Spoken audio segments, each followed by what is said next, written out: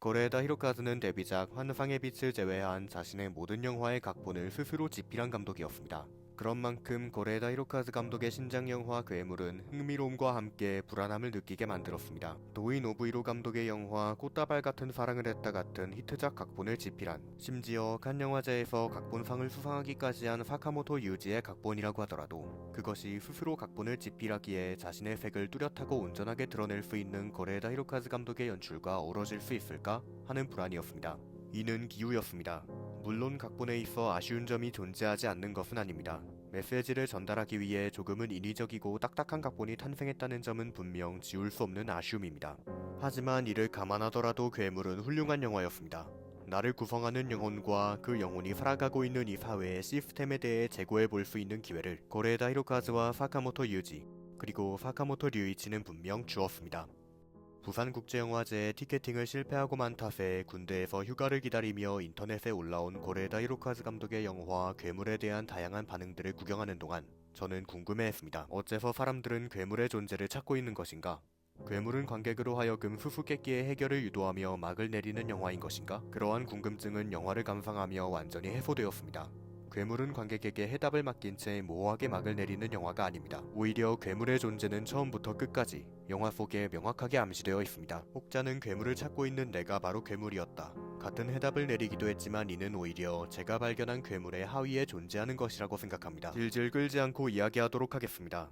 127분 동안 암시되는 괴물의 정체는 서문의 감상에서 이야기했던 사회의 시스템입니다. 그 괴물은 학교라는 이미지로 촬영되어 일련의 사건에 휘말린 등장인물들과 영화를 관람하고 있는 관객의 내면에 존재하고 있는 괴물의 모습을 영사합니다. 그렇다면 사회를 근본적으로 작동시키는 시스템은 어째서 우리 인간의 내면을 괴물의 모습으로 타락시키는 근본적인 괴물로서 존재하게 되는 것일까요? 이 질문에 대한 해답을 찾기 위해서 우리는 또 다른 질문을 던져야만 합니다. 인간은 무엇에 의해 인간으로 결정지어지는가? 저는 먼저 이 질문에 마음이라고 답하겠습니다. 마음이야말로 인간을 인간답게 만들어 끝내 인간으로 결정짓는 존재입니다. 이는 미나토의 어머니 사오리가 학교의 교직원들에게 날리는 일갈과도 연관되어 있습니다. 마치 상대의 마음을 헤아리지 않고 마음대로 행동하여 끝내 상처를 입히고 마는 사람에게 당신이 그러고도 인간인가? 라고 일갈하게 되는 것처럼 말이죠. 시스템은 이처럼 마음의 존재를 앗아가 인간의 존재에 상처를 입히고 괴물의 존재를 끄집어냅니다. 그리하여 자신을 구성하는 시스템 속에서 혹은 괴물 속에서 살아가는 인간은 결국 상대의 마음을, 심지어 자신의 마음조차도 일정 부분 이해하지 못하게 됩니다. 마음을 이해하지 못하게 된다는 것, 그것은 곧 괴물로의 타락과도 같은 것입니다. 각본가 사카모토 유지는 그 타락의 과정을 군상극이라는 장르를 빌려 묘사합니다. 고레에다 히로카즈 감독의 연출에 따라 이동하는 카메라는 이에 맞추어 다양한 시점을 촬영합니다. 그리하여 우리는 편무가정이라는 시스템 속에서 미나토에 대한 강박에 사로잡힌 사오리의 시점을, 시스템의 문제점에서 학생들을 위해 동분서주하지만 근본적으로는 해결하지 못한 채 끝내 자신만을 생각해버리며 좌절의 위기에 처한 호리 선생의 시점을, 학급이라는 시스템 속에서 요리를 일정 부분 외면하고 마는 미나토의 시점을, 학교라는 시스템 속에서 시스템의 책임자로서 비극마저 이용하고 마는 교장의 시점을 목격하며 타락 역시 목격할 수 있게 됩니다. 하지만 타락이 있다면 구원도 있습니다. 있으리라고 믿어야 합니다.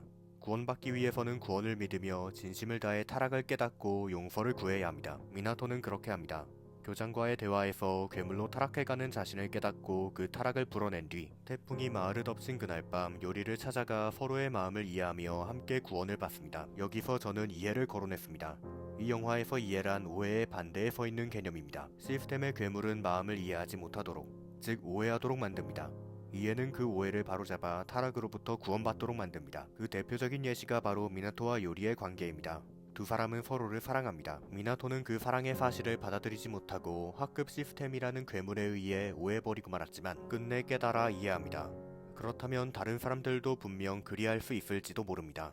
하지만 영화를 관람하는 관객의 입장에서 그것은 바람입니다. 미나토와 요리, 두 사람의 장문 메시지를 발견한 호리 선생과 사오리가 휘몰아치는 태풍 속에서 허망해진 요리의 아버지가 그들보다 조금 뒤에 서서 손녀의 죽음과 학교에서 벌어진 일련의 사건들을 은근히 겹쳐보는 교장이 소년들의 마음을 이해해주기를 관객은 바라고 마는 것입니다. 고레에다 히로카즈 감독은 매정하게도 사카모토 유지의 각본을 생사불명의 엔딩으로 연출하여 그 바람을 더욱 간절한 것으로 만듭니다. 처음으로 되돌아가 봅시다. 고레다 히로카즈 감독의 영화 괴물은 시스템이라는 괴물 속에서 사라져가는 마음의 존재를 미나토와 요리라는 두 소년들의 존재로 끄집어내는 것으로 인간의 존재를 되돌아보는 작품입니다. 그 과정에서 시스템의 존재가 필연적으로 비판될 수밖에 없다는 점에서 괴물은 어느 정도 사회 비판적인 요소를 띠게 됩니다. 하지만 그보다도 중요한 것이 있다고 영화는 말하는 듯합니다. 비판을 통해 아름다운 세상을 만드는 것보다도 중요한 것은 우리 인간 스스로가 스스로의 마음을 아름답게 간직하고 있어야 한다는 사실입니다. 그 간직이 선행되었을 때 우리가 바라는 아름다운 세상 역시 만들어져 미나토와 요리의 운명은 희망으로 장식될 수 있을 것입니다. 이쯤에서 괴물을 찾고 있는 내가 괴물이었다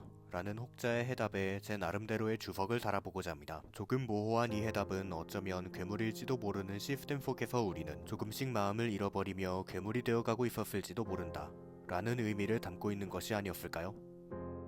인간은 결국 자신조차 제대로 이해하지 못하는, 그렇기에 상대마저도 이해하지 못하는 괴물의 존재일지도 모릅니다. 그럼에도 저는 강하게 믿습니다. 인간의 마음은 분명히 존재한다고.